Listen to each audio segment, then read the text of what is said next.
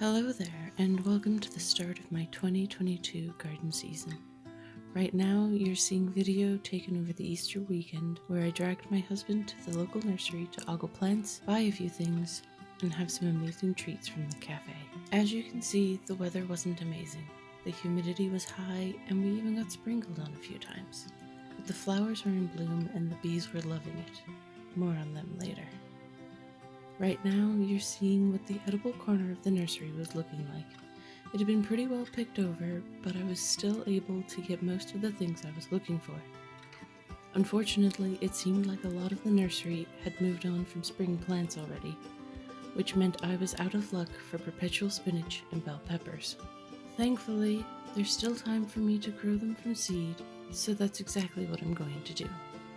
Many of the tomato plants looked like they had seen better days, but with the weather jumping back and forth from sunny and warm to damp and cold, it really isn't any surprise.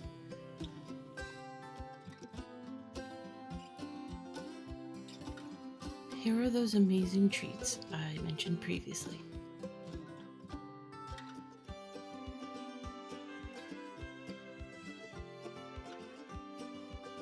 There were a couple of birds hopping around trying to find any crumbs that may have been dropped. They weren't having much luck. After we had a little time to digest, I stopped to look at some hostas. I love the color on them, and I especially loved how they looked with little droplets of water on them. Unfortunately, they're bad for cats, so I didn't get any. While I was looking at the hostas, one of the lavender plants in our cart got visited by a very happy little bee.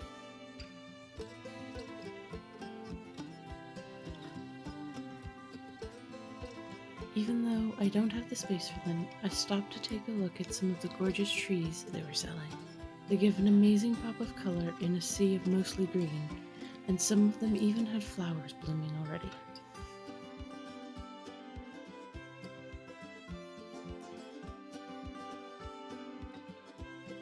Before we left, we sat down at some tables that overlooked the entire nursery.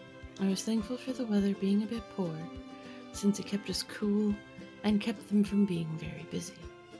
Now let's see what all came home with me. I ended up spending just over €100, which is about $120. Please excuse Jaffa, he's a bit of a diva. First up is a tray of 6 French marigolds. 4 of these are going to the allotment, and I'll be putting the other 2 on the balcony.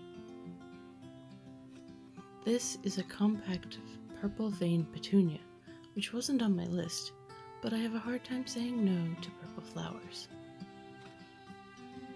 This Armada rose wasn't on my list either, but when I saw just how tiny they were, I couldn't say no. In all, I ended up with 4 tomato plants. One is a sun baby tomato, which is a yellow cherry variety. Then I also got 2 Roma tomatoes and a moneymaker. These will all be going to the allotment along with some other tomatoes I started from seed. Here are 2 more plants I didn't plan on getting, peppermint and chocolate mint. If you've never smelled chocolate mint before, think of those chocolate mints you would have after dinner. They are exactly like that. Finally, we move on to the 2 lavender plants I picked up. The taller of these will be living in my bedroom window, while the shorter one will live in my office window. Or possibly the other way around. We're experimenting with using them as a form of pest control, since we've got a lot of moths at the moment. And those are all the plants I picked up at the nursery. When I got home though, I discovered that there was mail waiting for me from Sow and Grow, a small seed company based in Ireland. Here are the seeds along with the seeds I picked up at the nursery.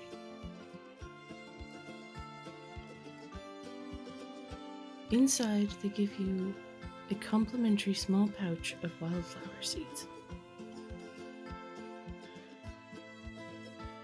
I'm not sure what I'll do with them yet.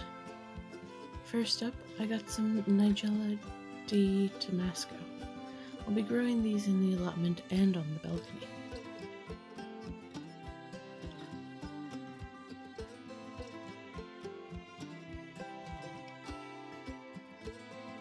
I was very excited to find some baby's breath seeds, since the florist, when I got married, had never even heard of them before. Ever since I heard about garlic chives, I've wanted to grow them. But they're always sold out, so when I saw Somero had them, I snatched them up quick. I'll be growing these at home. They also had some purple cayenne pepper seeds. I won't be growing them this year, but I wanted to get some anyway. Please excuse the blurry text. For some reason, my camera decided to start acting up here. I decided, pretty much while I was shopping for seeds, that I wanted to grow celery. I'm not even sure where I'll grow them yet. Stumpy carrots, and I have some red carrots, but I realized I didn't have any of the traditional orange carrots, so I picked up these. These cute little picante peppers almost look like little cherries in the picture, so I needed to get some. I haven't decided if I'll grow them this year or not. While I was at it, I also got some jalapeno seeds. Again, I'm not sure if I will grow these or not.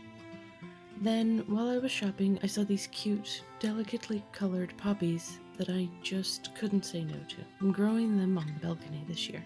Since it's sitting in front of me, check out this cherry tomato that I overwintered. It's already covered in tomatoes and horribly backlit. Sorry about that.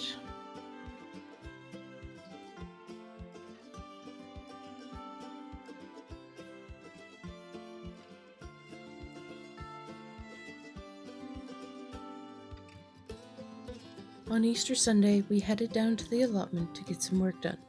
I didn't do much video while we were working. We were racing against the clock as we knew it was supposed to start raining before lunch.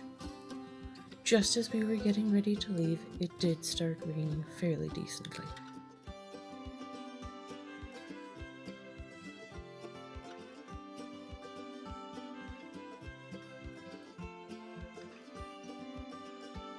Enjoy a bit of a tour around the allotment space. We've only had access to it for a week, so no one has really had much time to do anything with it yet, which is why you see massive plants already flowering while other beds are fully planted. We're a community garden, and each person who signs up gets one bed to plant just about anything they like. This is my bed, in which I'm doing square foot gardening. It doesn't look like much, but we were there a couple of hours. It needs a bit of tidying up, but those little discs are protecting strawberry plants. Moving on from there, we have stacks of wood. We're already talking about a communal herb bed for everyone in the garden to enjoy. On top of the wood, we've started leaving spare seeds and seed potatoes for others to take. The compost corner isn't much to look at, but compost rarely is. It's also where we store the wheelbarrows.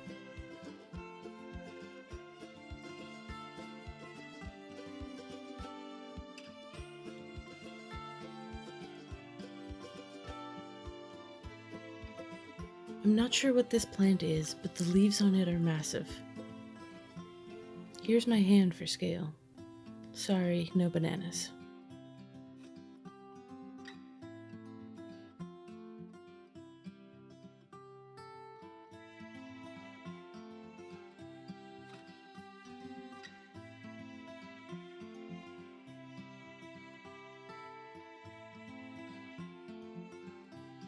Over in this corner, there's access to an area where a bunch of native trees have been planted. It's muddy though, so I haven't been back there yet. But I hear it's amazing.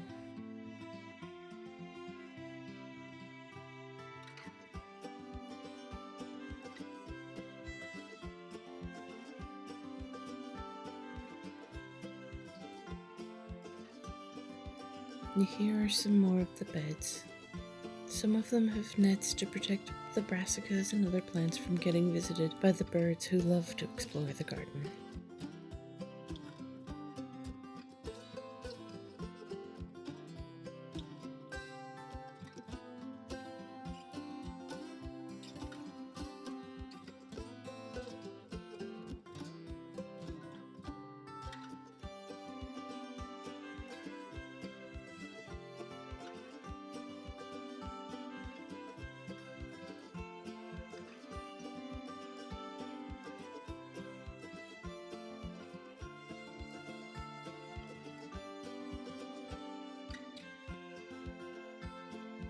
I am in awe of how perfectly lined up these rows of garlic are.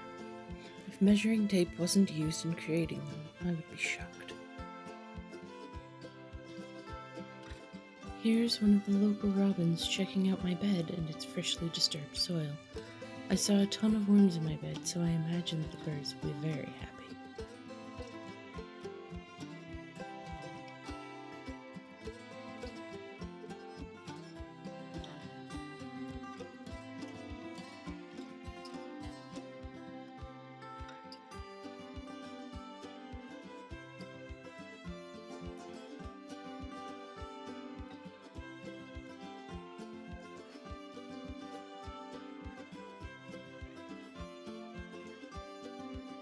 It looks like there's someone else doing square foot gardening too. This next bed I am quite simply in awe of. I aspire to have my bed planted so densely.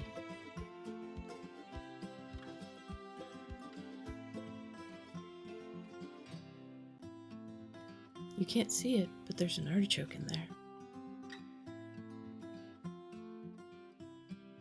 Finally, I stopped to take a look at the flowers growing on the trees while we were on our way out of the garden. It really was a productive weekend and I had a lot of fun.